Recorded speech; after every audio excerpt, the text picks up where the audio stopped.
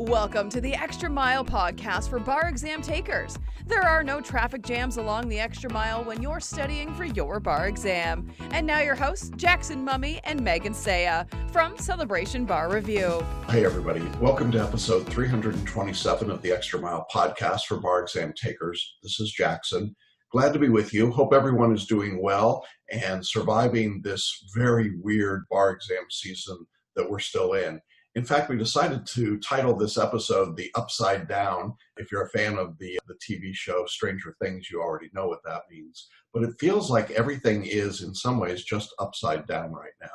We still have exams coming up at the end of September, and then we've got the big Plan B on October 5th and 6th, and then we have the Florida exam scheduled for October 13th. So there's a lot happening, and we're going to break it all down for you today in this episode of the podcast. My co-host Megan is going to join me in a minute, and we'll bring you up to date on what's going on. We'll also talk a lot about the study strategies for these upcoming sets of exams, and we're going to look ahead into 2021 and give you an idea about what we think may be coming and how to be preparing now for that set of exams and eventualities. If this is your first time on the podcast, we are glad to have you here. Thanks for joining us. We are now available in this podcast on Amazon Podcasts, which is cool. So you can find us there. All of our episodes going back to episode number 1 are archived on that site. And of course, the podcasts are also available. You can subscribe on Apple Podcasts, iHeartRadio, radio.com, Spotify, lots of other places. But glad to be on Amazon now. That's an exciting new platform for us. And then the podcast is also available in video form. You can go to celebrationbarreview.com/327. That's the episode number, and watch the podcast there. So however you get your podcasts, we got you covered, I think. Now, I do want to let you know before we get into our recap of the week and looking ahead into the next few weeks, that we've been offering a free special training webinar. It's called Now is the Best Time to Take Your Bar Exam, Why You Should Ignore the Crowds and the Fear. We've had thousands of people attend this webinar, and we'd love to have you join us as well. We're offering the webinar on a once-a-week basis. It's an hour long, completely free, and for the last 10 minutes of each of these sessions, I do a live Q&A to answer any questions or update you on what's been going on. Now, the thesis of this webinar is to explain a particular strategy that we are finding very effective in preparing for the bar exam in this pandemic world. We're going to walk you through step by step what you need to be doing and why you can work differently than the crowd and the fear in order to be successful on your bar exam. I hope you'll join us for that. If you're watching today's podcast, you'll see that there's a button right here at the bottom of the screen. Just click on that and you can register. And if you are listening to the podcast, there's a link in your show notes, or you can go to celebrationbarreview.com/now for all the details, sign up, and then we'll see you on Saturday evening, 5 p.m. Eastern, that's 2 o'clock Pacific time, for this special free training webinar. I hope you won't miss out on it, particularly if you're taking the exam in February of 2021. This is really important information for you. So look forward to seeing you on Saturday for Now is the Best Time to Take Your Bar Exam. All right, I don't want to keep you waiting any longer. So let's go ahead and jump into this week's discussion about all the things that have been happening in the upside down world of the bar exam. We're obviously growing closer now on both the September 30th exam, very small number of takers for that exam, very few jurisdictions. And then the October 5th and 6th Plan B, which is the big one, California, New York, a lot of other states. So we're within about 15 days or so, I think, on that exam. And then, of course, we've got Florida's, what do we call Florida's? Plan D, because it's the 4th try? Yeah, really. Plan D in Florida on October 13th. And then, mercifully, the 2020 bar exam season is finished, I think. Oh my gosh. It could be. There's a possibility, I guess, that it could be, but you don't even want to think about that. No, I can't even let my mind go there. I saw that look on your face, and I knew that was not a place we wanted to go. I guess the place to start, Megan, is just a sort of a 30,000-foot view. What's happening with bar exams as we make this final stretch run now into the last set of tests? Yeah, so Florida had their second sort of dry run today for the online software. The good news is I haven't heard any horror stories as of yet. So this is the no news is good news. Really, the only things I'm hearing are like, yeah, it seems to be fine. So that's really good. Florida did send out, I think you'll remember, they have this registrant advocate now position that the Florida bar provided. And so the registrant advocate sent out an email yesterday, I believe. Time is really running together. One of the definitely a lot of helpful information in that. So if you're a Florida applicant and you didn't see that in your email, you need to check your spam, make sure that you're getting these emails. They're really important. But the one thing I did want to say for our purposes on the webinar is that they did note that probably today, tomorrow, you should be hearing about a backup plan for Florida. So I know we initially said Florida had said they would be coming up with a backup plan. Then we didn't hear anything about it for a while. And so maybe sort of assumed like, maybe no backup plan. But now they have confirmed that there will be one coming out imminently. I think this is important because Florida, of course, is a week behind the rest of the remaining not remaining. We still have the September 30th, but a week behind the October 5th and 6th exams. And so that does give them, it puts Florida in a really different position because if the 5th and 6th goes poorly, Florida has time to make a change potentially. Whereas obviously these jurisdictions on the 5th and 6th, I mean, it's full steam ahead. You know, they're gonna, if the ship goes down, it's going to go down on the 5th and 6th, not, beforehand. So there's not going to be a lot of warning time. So I think that's good news if you're in Florida that they are taking it seriously and looking to see, which Jackson, I know we had talked about this initially when they picked these dates. We assumed they would pick a date after October 5th and 6th to allow for exactly this, for them to be able to readjust and make changes, Yeah, if you're a California bar examiner, you're not sleeping well right now. That's my view, that this has just got to be nerve-wracking because there's so much discussion about the difficulties that ExamSoft is having with just being able to reach them, being able to get through on the helplines, being able to get responses to emails, people not finding the passwords, not being able to load up their computers. And when you multiply that for the thousands of Cal bar takers and then the other several thousand, New York bar takers and others, it feels like it's a really, really big group of bar takers coming down at one time, and ExamSoft still has not demonstrated what I would think of as a rock solid platform to make this work. So, the Florida bar examiners are looking kind of smart right now. I'm thinking the Cal bar examiners and the New York bar examiners are sweating it out. This just does not, candidly, it just doesn't look good. I don't know. I don't know if it's going to work or not. Yeah. The point is nobody knows if it's going to work. Right. Exactly. If they knew it wouldn't work, then they would have canceled their plan. Right. But that's not the case. And don't you love the national conference? We're washing our hands. It's not our problem. Yeah. Whatever you guys do, we're okay. Really?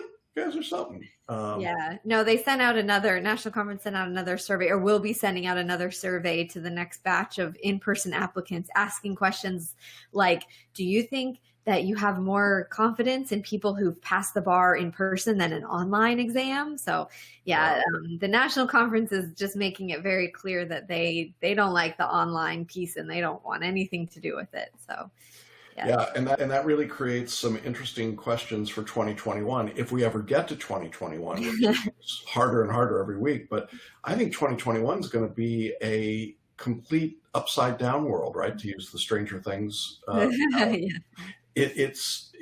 We don't know if we're going to be online. We don't know. I know we're going to talk a little bit about some questions about even when the February exam could be given in some states. And so when you've got that much uncertainty, I think one of the real dangers for bar takers, for those of you on the call today, is the temptation to be distracted by this and to lose sight of the fact that you've got to just study and not get too caught up in all the other noise and distraction of this, because there's nothing you can do to control it. And so you just have to be ready. And because no one really can anticipate with great accuracy what that final version will look like, you can't be waiting around for it to come crystal clear before you decide to move into action. Does that make sense? Yeah, definitely. Definitely. Yeah. There's a couple of good questions in the chat box about California, so I want to talk about these. First, Debbie said, I'm a retaker in California and have gone through the mock exams before. They were normally just press all of the buttons, but these are completely different. The first one I did had actual questions and an 1.5-hour timer. I was caught off guard and ran to a table to take it. Are we supposed to go through and answer these like a real test on ExamSoft? Well, I think it's an opportunity for you to take it as a practice test. We talked a couple weeks ago about whether or not they would be using that for a baseline. They won't. They are supposed to be doing facial recognition, which is another interesting question. But I think that it's really just an opportunity for you to spend 90 minutes practicing an exam. And if you felt unprepared for it, okay, that's something to learn from. I would say before you do the mock exams, I would get yourself in the right mindset using whatever tools and techniques that we've talked about and that have made available to you.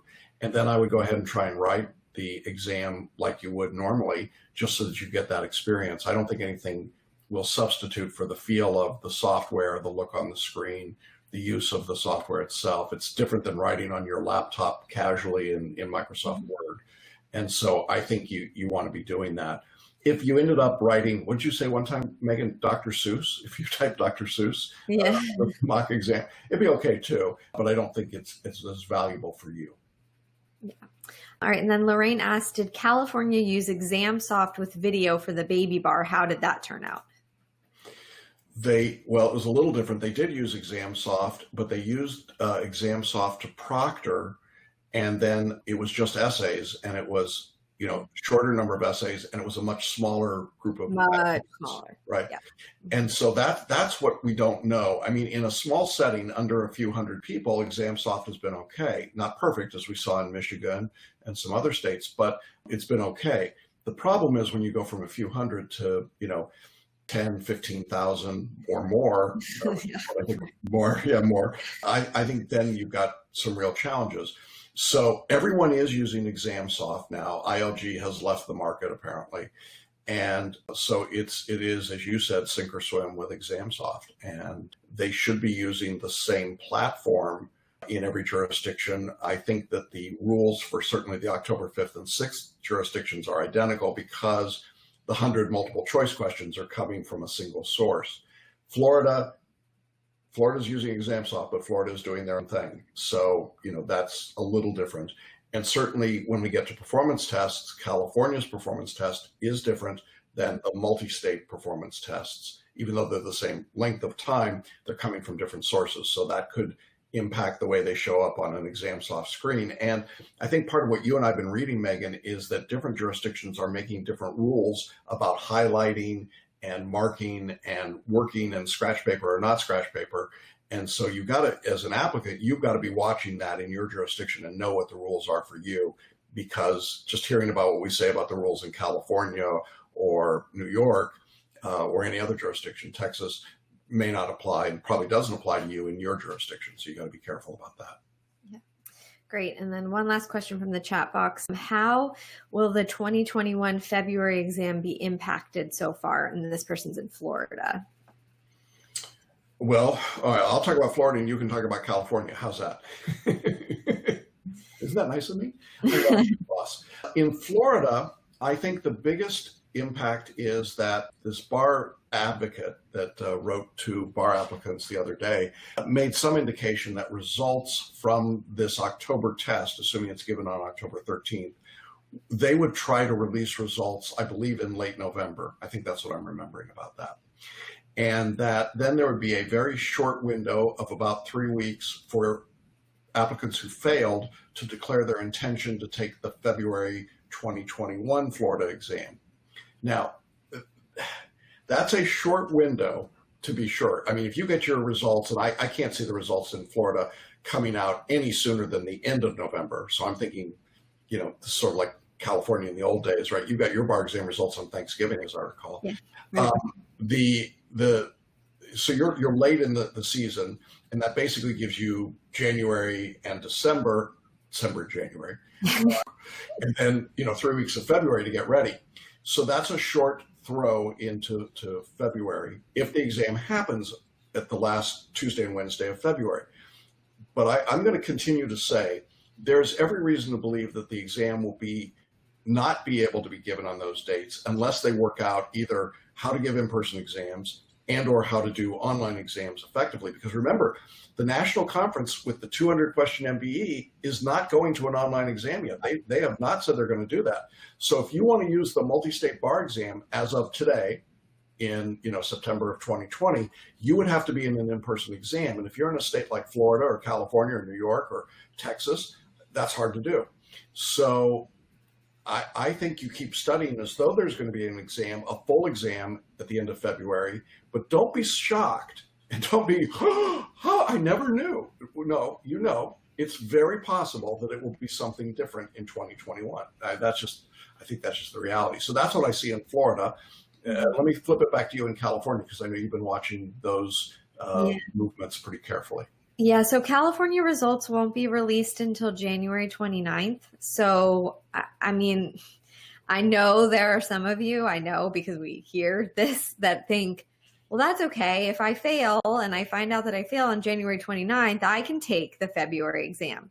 Please don't do that. If it takes place at the normal time, like you can't, I mean, and there's also the question of if they would even let you, right? Registration would generally already be closed at that point. Yep. For the February exam. So we're not sure. But one thing that California's got a working group that's been meeting. They met last Friday. They're talking about a lot of different things. One of the things they're talking about is the possibility of pushing back the February exam. So, that's all to say, how will February 2021 be affected? Like, we don't know. There's a lot of variables. The jurisdictions don't know either. I think they are probably feeling much the way that we all are. I know you guys are and we are right now, which is get us through October. Like I think you said the other day, Jackson, you have October 15th is like you've never been waiting for a day to come quicker in your life than the day. I clearly haven't. And I think one other thing to point out about California is if they say they're going to move back the February exam, it would be theoretically without the multi-state bar exam, because the NCBE is not going to put out one test in February. I mean, I don't know how. Yeah, I mean, I will tell you, right. This is just my own personal view, but I would highly doubt. So this time, in 2020, the NCBE put out MBE questions for February, July, September, early September, late September, October 5th and 6th. I would bet almost anything on there is zero chance that they are going to write 5 MBE tests in 2021. They didn't want to do that. It was probably an incredible strain on their resources and manpower. That is, writing MBE questions is not easy. It's very difficult and on people who are already working from home and, dealing with family members and children and all these things. So I just don't see that happening. So, I don't know what's going to happen. Anybody who's telling you, oh, here's for sure what's happening in 2021, don't listen to them because no one really knows. But yeah, and I think to your point about the NCBE, I think they've depleted their question banks. I mean, I just think they're out of questions now. And so they've got to scramble to come up with 400 questions for 2021 at a minimum. And when you start adding the possibility of more tests and test security, oh my God, if they're not sleeping in California, I promise they're not sleeping in Wisconsin right now, because this is just nightmarish for them as well. So yeah, it's going to be wild. Yeah. Okay. All right. So let me just say really quickly also that California working group is also discussing the possibility of applying the new pass score retroactively a couple of years. So just be aware, if you fall into that range, if that 390 would have given you a passing result in sometime, I would say no more than 3 years before. It might only be a couple, but just keep an eye out for that and know that there is a possibility that they're working on something. It could be provisional though. So that's less helpful, right? So yeah, I mean, what's provisional get you? You still would end up having to take the bar exam again. Yeah. I mean, it gives you the ability to work, as you pointed out to me before, but I don't understand the value of a provisional retroactive score. I mean, if you're going to be retroactive and just let people in. If you're not going to be retroactive, then don't, and say, here's the new score going forward. Again, I want to emphasize, because I do know people who are in that 1390 to 1440 range in the past who are fantasizing that somehow the nightmare is over. It is not. And until you hear from the Cal bar examiners and the California Supreme Court that they have made that decision, it has not been made. And this working group doesn't speak for either of those groups. Right. The court has said that they would like the bar to apply it retroactively, but they need to come to a, Well, and as we've talked about before, if you were looking up the word dysfunctional in bar exams, you would see California in the definition. They are highly dysfunctional right now and continue to be, and they are racked by incredible internal politics. So, and in fact, I think it's still an acting director at the Cal Bar because the previous Cal Bar administrator, president, had to resign. So, I hope it works out. I mean, it would help everybody's pass rate, wouldn't it? And it would help so many people get into the bar, which is the most important thing. But it still isn't happening. And please don't be distracted or misled and think you don't need to get ready for February 2021 in California. If you've taken the bar exam and you've scored 1390 to 1440, good luck. But and the good news is, you can do it. So do it again, and then you don't have to worry about it. Absolutely. And, sign up for Celebration Bar Review and we'll get you through it. Yeah. All right. How do I handle taking the online MBE during the October exam without scratch paper? I find I need to sketch things out, especially for property questions in Federal Civ Pro. Please help. Well, yeah, this is a really interesting question because it misses the entire point, at least of our methodology. We have, long before the online test, we were talking about and encouraging students to take multi-state bar exam questions and to answer them in 90 seconds a question or less. And so when I hear this particular question, someone says, well, I want to sketch out and draw out and highlight and do all those things. Even if you could, even if we were in the world where you had a hard copy exam in front of you, I would say don't do that, because at that point, what you're doing is you're trying to outguess or out-hustle the examiners, and you're going to lose that most of the time. We have seen with literally tens of thousands of data points that the most effective answers on an MBE question come between about 85 seconds and 100 seconds. Once you get past 100 seconds on a question, your performance doesn't just gradually drop off, it drops off a cliff. So if you're taking that kind of time, if a question is so difficult for you that you feel like you need to graph it, I would just read it at a 30,000 foot level and then look at the answer choices, make a quick choice and move on. And just acknowledge that you might have gotten that question wrong. It's what I call the rule against perpetuities rule. When I see an MBE question on the rule against perpetuities, I just zip right back down, find a letter and move on. And I give it 15 or 20 seconds because the odds of getting it right are so low. And so I guess that's really my point about that. You want to say anything about that? No, I completely agree. I think if you're diagramming, this person said property, Civ Pro, and some contracts questions. If you're diagramming property, Civ Pro, and contracts, you're not finishing the test in time. Like, I just don't see how you could diagram all those subjects and answer all the questions in the time constraints. So yeah, definitely. I know that it feels weird. I think it's probably a bit more of like a pacifier for a toddler, right? Doesn't really need the pacifier to go to sleep, but it's just like, I've always had the pacifier. So don't take it away from me. I won't be able to. You'll be okay. I know it's like a security thing that just feels comfortable to have that pencil. I totally get that. I like to have the pencil and the paper, and it makes you feel like just comfortable. If you need it, you've got it, but you don't need it. You don't need it. So practice without it. I think that's the biggest thing, is you need to get comfortable for what does it feel like to not have that pencil in hand when you're going through these questions. Yeah. All right. Can somebody provide tips on how to do an MPT on Examplify? Jackson, can someone provide tips? Well, I did a video. It's in the online course about how to write the performance test online. So you should definitely be watching that. If you're taking the exam Plan B, all of the Plan B jurisdictions, including California, have 90-minute performance tests. So you should be watching that. Now, obviously, that doesn't apply to Florida. They don't have a performance test, but everybody else should be looking at that. If you are taking the bar exam in 2021, you could look at that video right now in anticipation of performance tests online, but certainly not necessary. What we've tried to do in the video is to walk through an actual performance test to show you how we would read it, how we would work with 3 screens, although some jurisdictions obviously are offering scratch paper. But we wanted to show you the most restrictive. You couldn't highlight, you couldn't use scratch paper, you had to be on 3 screens. So we've tried to demonstrate the way to do that. So that's my recommendation. I think it's about a 45-minute video, and that's what I would encourage you to watch. All right. Alicia asked, with results still coming out, is the pass rate still going up? Yes, it is unbelievable. I think I've yet to see any jurisdiction that it has dropped or even stayed the same. They are all going up. So that's really good news, definitely. All right. And Debbie said, do you expect MBE scores to be a lot lower since the amount of questions is cut in half to the 100? I'm worried that this will be a negative for everyone.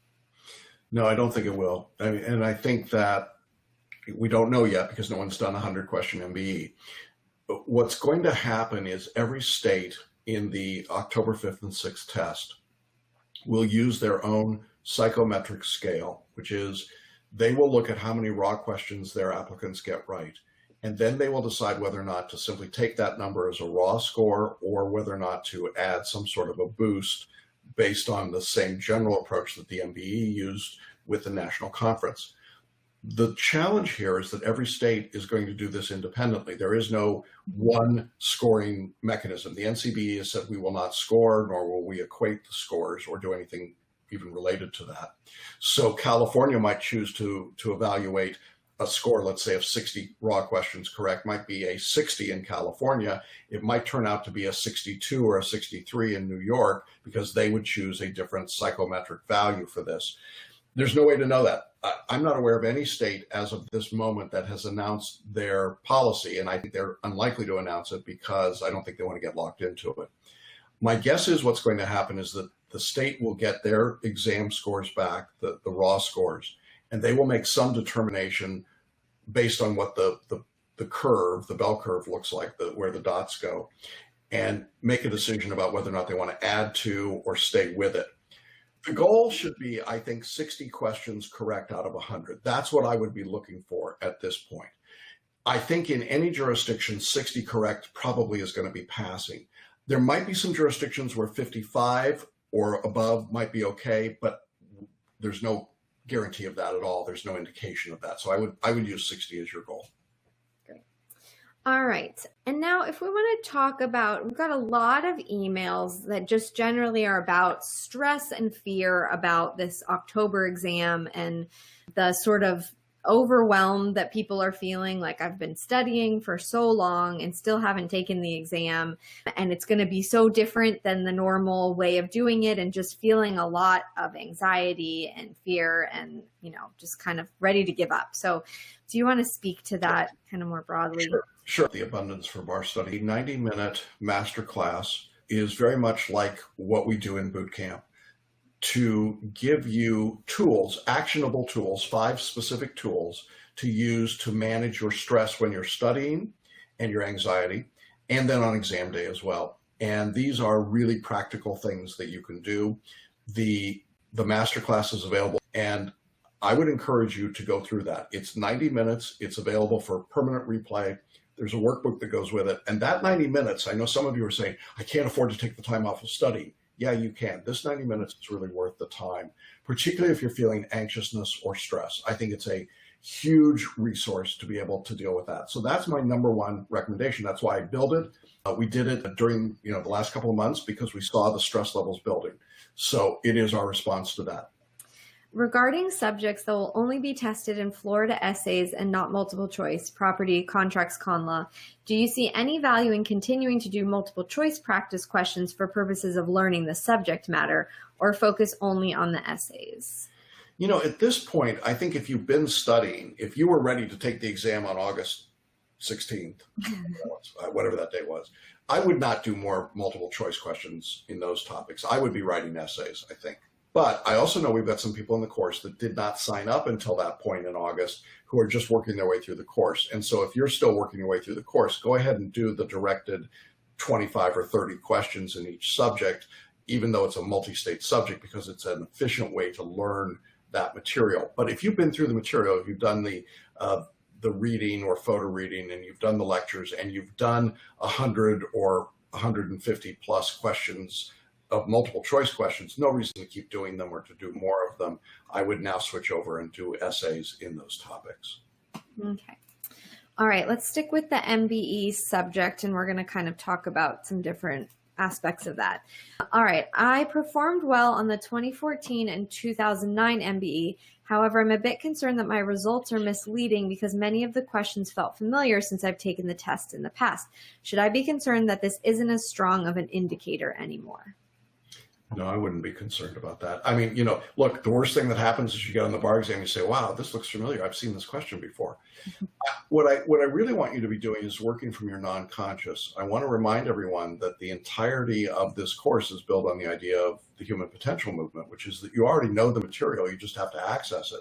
So when questions look familiar to you, that's a good thing. That means you're drawing on your non-conscious, and that's what we want you to do on the bar exam itself.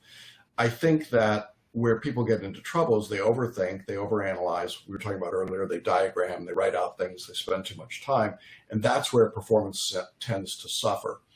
The real key, if you're really feeling like, well, maybe this isn't real or not, take the questions you missed, make sure that you work those into your mind maps, look at the answer explanations, and drill down, spend some time working photo reading or mind mapping into those subjects, or even going to the interactive videos and looking at just that part of the video again, just to get a little more detail and a little more depth.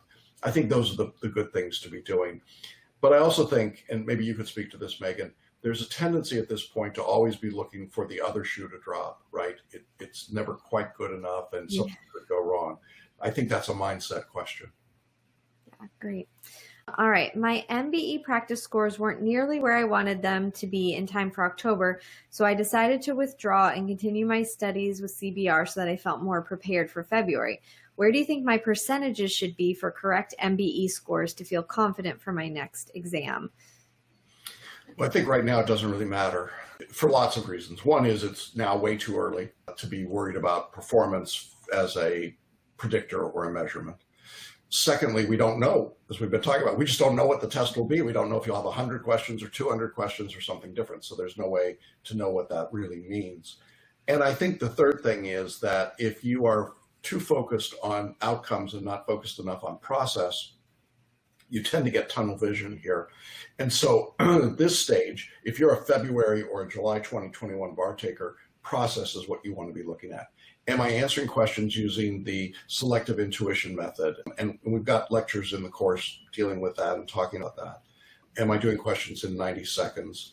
Am I creating my mind maps? Am I building out my understanding of the subject? If you're doing those things, you're going to be okay. And it doesn't really matter how many questions you get right as you practice at this point.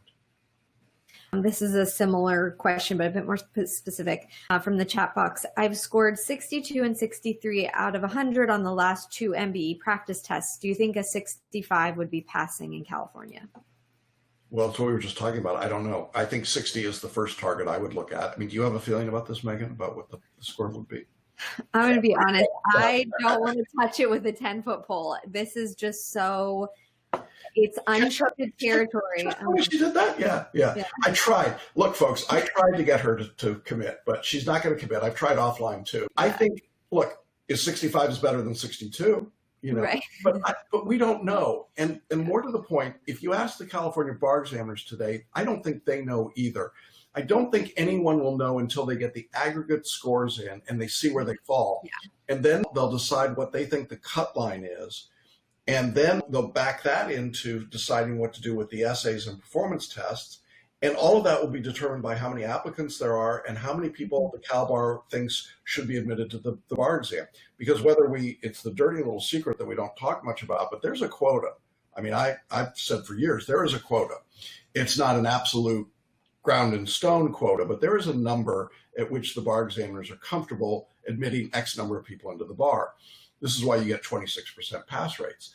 And, if the examiners want to, loosen the spigots a little bit, they can do that pretty easily. But if they don't want to do that, then they're going to say, well, in our view, to get the scaled score you need, you had to get 70 correct out of 100. Well, who knows? I mean, California has historically had the highest multi-state score required. It would be a 72. I mean, if we were being 72 is what would translate to a 144, except that it wouldn't take 72 raw correct to get there. It would be scaled by the national conference. So about 66, 67 out of every 100 questions probably would be enough. But there's no way to predict that right now. Yeah. That was deeply unsatisfying, wasn't it? I know. Sorry. I know. I mean, it's so hard because I understand you want to target. You want to know, okay, if I do X, then I'm good. And unfortunately, even the examiners cannot give you that number and right anybody now. that tells you a target that says X and you're golden they're just lying to you. Nobody knows that. In going over MBE questions 3 weeks out from the Cal Bar exam, do you recommend we spend ample time on the answer explanations or continue on to the next question? I want to make sure I don't repeat the same mistakes in answering incorrectly on a question. I would do maybe 10 questions in 15 minutes and then go and review answer explanations and work on mind maps and adding to your notes. Yeah, great. All right, still more MBE questions. I find that it's very interesting. When we get this close to the exam, it tends to be pretty much exclusively MBEs. So hopefully this is helpful for everyone. Okay, so do we know how many MBE questions there will be per topic on the shorter October exam? We don't specifically, although the examiners have indicated an equal percentage, most likely across the 7 topics. So I guess I'd take 100 and divide by 7. That's probably what you'll see. There has been no indication of a disproportionate weighting as there was years ago in the bar exam. So I think they'll stay with the equal weighting. Yeah. All right. And then are there going to be any ungraded questions on the 100 question multiple choice exam? No, there will not. Because the national conference is struggling to come up with questions, my guess is they used every question they had in the room. Hey, buddy, you got a torts question over there? Give me a torts question. There are no evaluation questions because they're not evaluating anything. Right. CB is selling questions to the bar examiners in each jurisdiction and saying, here you go, buddy, take the questions and use them, but nothing beyond that. So all 100 are going to count. Yeah. Maureen just asked, do you know if it will be the same number of questions for each subject for Florida? Florida's a harder exam to figure out on many levels. My original assumption had been that they would take 3 topics and do 33 or 34 questions in each of those topics. That is their normal approach to day 1 of the Florida bar with multiple choice. And I still think that's a pretty high likelihood. But when they announced the topics that were going to be on the exam, they kind of inferred that it might be more topics than just the 3, which would make for this weird conglomeration. But the way that their scoring is set up is to score in 6 silos, 1 for essay 1, essay 3, and then multiple choice topic 1, multiple choice topic 2, multiple choice topic 3. I think because their systems are all set up for that, their grading is all set up for that, their calibration is all set up for that. Given the fact that they have to turn results out very quickly, I think they're going to stay with what they've always done, which is this 6 categories. And I would not be surprised if you get a 6 total categories, 3 essay, 3 multiple choice. And the multiple choice, it might have, for example, a Florida civil procedure question that happens to occur in a torts problem. And you might think, well, it's a torts question. Well, no, it's really a civil procedure question. It just lives in torts. I think that's more likely. So my expectation still is for 3 primary topics. And of those 3 topics, we've already discussed in our preview video what we think they'll be. So if you're a student in our course, you should watch that again. I'm standing by that. What I had predicted or previewed going into the August exam, in my view, has not changed for this test. All right, so we've got some questions about the essays, some from students previously and some from the chat box. So, okay. All right. Jeff says, I've been doing a lot of essays over the last week and a half, but I'm finding that my rules don't really match to the example answers. How do I hammer in the rules without memorizing? Well, there's a couple things here that I'll say, maybe you probably could weigh in on this as well. Sample answers are not model answers. Sample answers come from the bar examiners or other sources, and by virtue of copyright, we can't modify them. So a lot of times sample answers have the wrong law, or they have contradictory law, or they have not complete law. That's the reality of sample answers. And so that's not what you should be comparing against. You should be comparing against your mind map, and against the outlines. That's where you get it. You do not need memorized black letter law. What you need is a paraphrase of the law, which is what the FLA writing system is designed to do. So don't hold yourself to this standard. And this is, again, when people start reaching for miracle cures. I'll just memorize everything and then it'll all work. No, it won't. If that had worked, you wouldn't be in this course, frankly. You'd already have passed the bar exam, because that's what most of you did first time around. So memorization is not the answer here. You should work to paraphrase. That's my take. You want to add anything to that? Yeah, I think also it's, how do I hammer in the rules without memorizing? You don't hammer. I mean, I think that's it, right? And that's what memorization is it's hammering. It's this forcing, and then when you get to an essay, the strategy, if you've memorized, then when you get to an essay, the strategy is you issue spot and you pull those rules kicking and screaming out of your head, and they don't want to come, and you just force them out of there, and I will make it work. And that is not the most effective way. It just doesn't work for most people, as evidenced by the insane low pass rates that we see in so many jurisdictions. So what it is that you've got to completely change your mindset about understanding the rules. We want you to understand them. That means that you see how they work in context. That's through your mind maps, through doing essay work and thinking about it, right? So it's that being a lawyer, what you're trying to show on the bar exam is you know how to think about the rules, not that you know how to spit up rules that you have memorized, okay? So it's just a completely different way of thinking about it. And I get that that's super complicated and difficult, and it's really hard to relearn an entire, sort of mindset system, but it really works. If you can find yourself, find the path to having an internalized understanding of the law as opposed to a memorized version of the law, which is really only helpful for spitting out, oh, there's an issue, here's the rule. Here's an issue, here's the rule. Here's an issue, here's the rule. Look at Georgia, they're doing this open book. Look at Indiana, they did the open book. That's useless, right? It's useless to those students. And the reason why they could do open book is because those jurisdictions actually, and all the jurisdictions, I will argue very forcefully, do not actually care about, did you get the right law? They care about seeing your reasoning about the law. So that's you bringing in yourself, your common sense. Anyway, sorry, I could go on and on. If you do conferences with me, you're like, oh, I've heard her talk about this ad nauseum. This is what I talk about with my students, is like what that process looks like. Yeah, and this is it's the foundational principle of our course, has been for 25 years. So yeah. Definitely agree. But it's complicated, I know. Okay. Wenda says, I get stuck when writing essays and find that I'm not covering all the points. Any suggestions? Well, start by getting the call to the question on the paper right away so that you've got all of the calls there, and then ask yourself what's in dispute for each of those. I don't know what all the points means. That's usually a pseudonym for issue spotting. Right. And issue spotting, I know people don't want to say issue spotting because they're afraid I'll jump down. But that's really what they're talking about. You don't need all the points, and you don't need all the issues. All you need are the disputes. The disputes are the bullseye on the target. If you'll write about what's in dispute, you'll get all the points you need. There is no value to write about things that are not in dispute. You don't need to discuss all the elements of a contract if the only thing that's missing is consideration. And I think it's, we go back to first principles.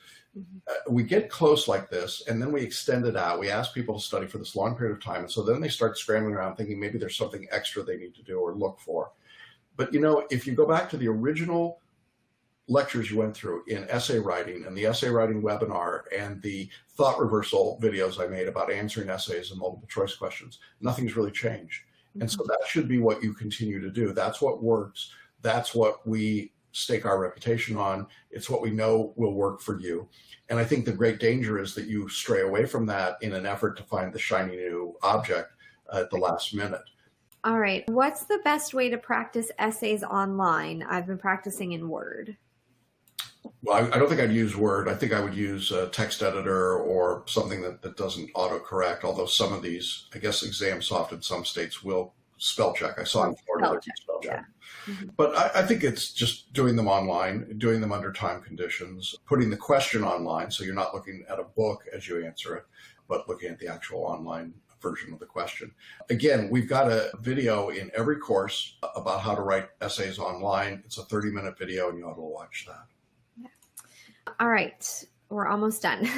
Jonathan asks, preparing for the February 2021 exam, do you believe that DC or Maryland will offer an in-person UBE instead of a remote exam?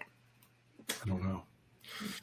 I mean, I think it really depends on where we are with COVID and then where it goes from there. I would prepare as though it's going to be an online exam. And then we'll find out if we're going to be able to do them in person. But yeah, I think it's easier to make the switch for yourself mentally from prepping for online to it not being online than it is to prep for an in-person exam and then make the switch mentally to online. So probably like prep for the online, and then if you are going to do it in person, great. I don't think you're going to be like thrown off by that. In general, people are more comfortable moving in that direction. So yeah. Okay, and then our last question from the chat box is, I'm a bit behind. I have 20 assignments before I hit the end of the substantive portion of the syllabus. I'm assuming this is an October student. I've been doing about 5 a day and doing long days to finish. What should I focus on, and what do you suggest for me in California?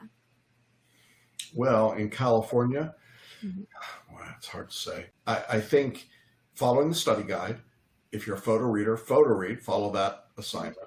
You could use the interactive videos in the subjects to get to the parts of the video lecture that you think are most important for you. Maybe you don't need to watch an entire lecture. It's the same lecture, it's just broken up into chunks. So I would look at the bar map page. I think that, you've got to make sure you write an assigned essay or 2 in every subject. You've got to get a performance test or 2 in between now and the exam. And you want to be getting through all the subjects so you can do 1 or 2 of the OPEs. There's no shortcut here. I don't think there's a way to cut things off. California is not an exam that you can take lightly.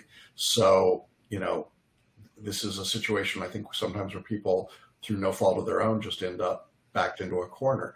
You do the best you can. And then I think you have to make a decision about, soon, about whether or not you're going to sit for the exam on October 5th and 6th, or if you just wave off right now and try and get into the February 2021 exam. Because if you go in badly prepared in October with a high probability of failure, you are not going to be able to take a February 21 exam. I mean, it may get pushed back to March or April or something, but I think it's pretty clear in California, there's not going to be that turnaround time as we were talking about earlier. So I think you have to make a really clear decision about what you're going to do. And frankly, for some people, that might mean saying to your employer, I need more time off, or I need help with the family, or childcare, or just acknowledging you're just not going to be ready. And then don't blame yourself. I mean, it's just the reality of the circumstance. And if you're not ready, you're not ready. But please don't go into the exam half ready and think that somehow a miracle is going to happen. It's certainly not in California. And you've been saying for some time, Megan, you thought of those 12,000 registrants in California, we would see a huge drop off in terms of the actual numbers. I think that's absolutely the case for lots of reasons. These are great questions, and we're really trying hard to be responsive. I hope this is helpful to you. We'll be back next Wednesday. There'll be a few of you in exams, obviously, at that point. So good luck to those of you who are now a week away from your exams. We'll be sort of getting into our last push then for the October 5th and 6th tests. We may know something more in some of those jurisdictions, and we may know something in Florida, although I don't necessarily expect a whole lot of them in this fallback plan. So we'll keep you informed there.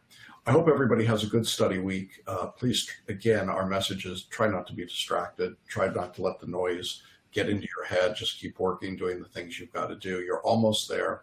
I know it feels like it's just forever. It feels that way to us. So I know it must feel that way to you. Yeah, everybody's working so hard. So, keep it up. Hang in there. 2 weeks. It's coming. It's coming. Well, sorry, 3 for Florida. Of course. Yeah, so there you go. All right, everybody. Have a great week. Thank you, Megan. We will talk to you all next Wednesday, and stay safe and healthy. All right, everybody. Bye-bye. Bye. Thanks for listening and watching the Extra Mile podcast for bar exam takers at celebrationbarreview.com.